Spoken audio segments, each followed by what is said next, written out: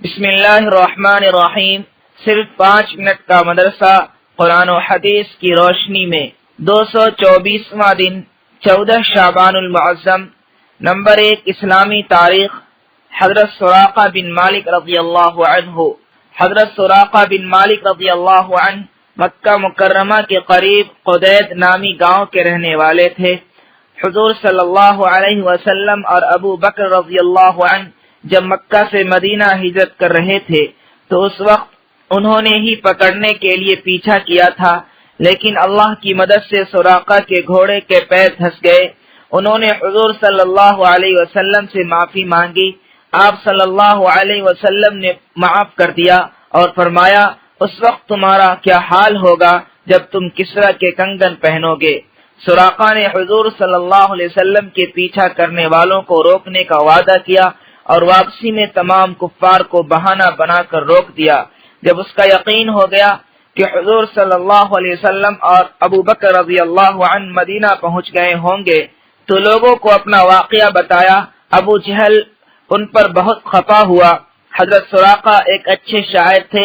برجستہ انہوں نے شعر میں جواب دیا کہ اے ابو جہل، اگر تو میری جگہ ہوتا تو تجھے معلوم ہو جاتا کہ محمد صلی اللہ علیہ وسلم ایک سچے رسول ہیں جن کے پاس کھلی ہوئی نشانی ہے، ان کی برابری کون کر سکتا ہے۔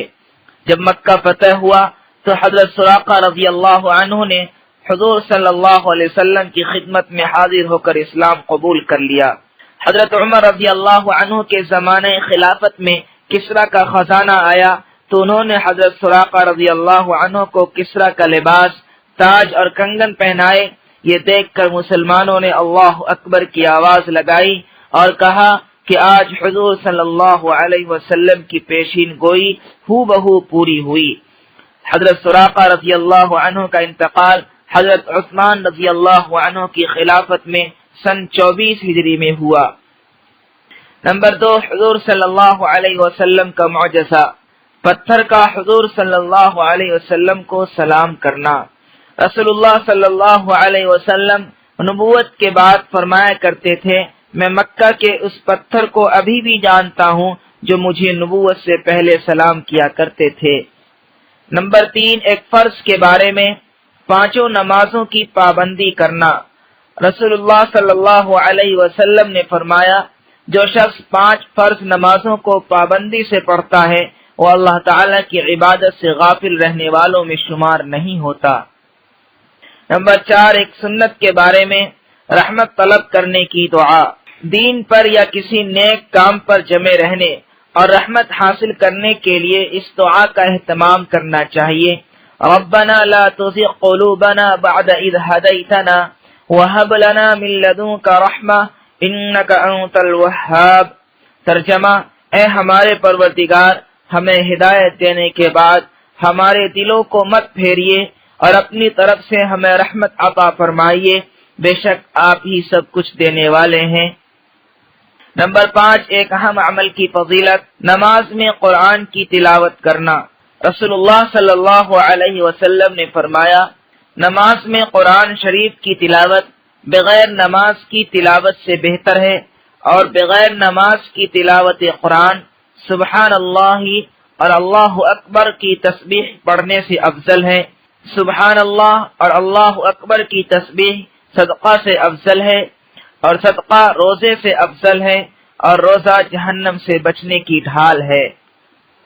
نمبر 6 ایک گناہ کے بارے میں، حرام چیزوں کا بیان۔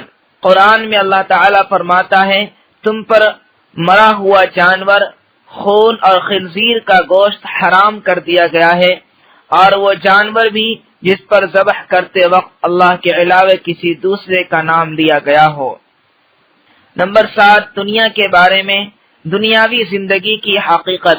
قرآن میں اللہ تعالیٰ فرماتا ہے، تم خوب جان لو کہ دنیاوی زندگی بچپن میں کھیل کود اور جوانی میں زیب و زینت اور باہم ایک دوسرے پر فخر کرنا، بڑھاپے میں اور مال و اولاد میں ایک دوسرے سے اپنے کو زیادہ بتانا ہے۔ نمبر 8 آخرت کے بارے میں، جنت کی عمارت۔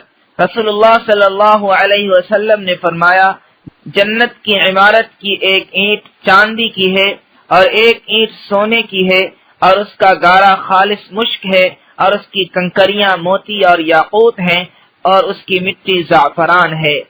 نمبر 9، طب نبوی سے علاج، پچنا اور مہندی سے علاج۔ رسول اللہ صلی اللہ علیہ وسلم سے جب کوئی سر میں درد کی شکایت کرتا تو آپ صلی اللہ علیہ وسلم فرماتے کہ تم پچنے لگاؤ، اور جب کوئی پاؤں کے درد کی شکایت کرتا تو فرماتے کہ تم مہندی لگاؤ۔ نمبر 10، نبی صلی اللہ علیہ وسلم کی نصیحت۔ رسول اللہ صلی اللہ علیہ وسلم نے فرمایا 3 گناہ ایسے ہیں جو سب سے پہلے وجود میں آئے، لہذا ان سے بچو۔ نمبر 1، تکبر سے بچو، اس لیے کہ تکبر ہی نے شیطان کو حضرت آدم علیہ السلام کا سجدہ کرنے سے روکا تھا۔ نمبر 2، حرص یعنی لالچ سے اپنے آپ کو بچاؤ، اس لیے کہ حرص ہی نے حضرت آدم علیہ السلام کو درخت کے پھل کھانے پر ابھارا تھا۔ نمبر 3، حسد سے بچو، اس لیے کہ آدم علیہ السلام کے ایک بیٹے نے دوسرے بیٹے کو حسد میں قتل کر دیا تھا۔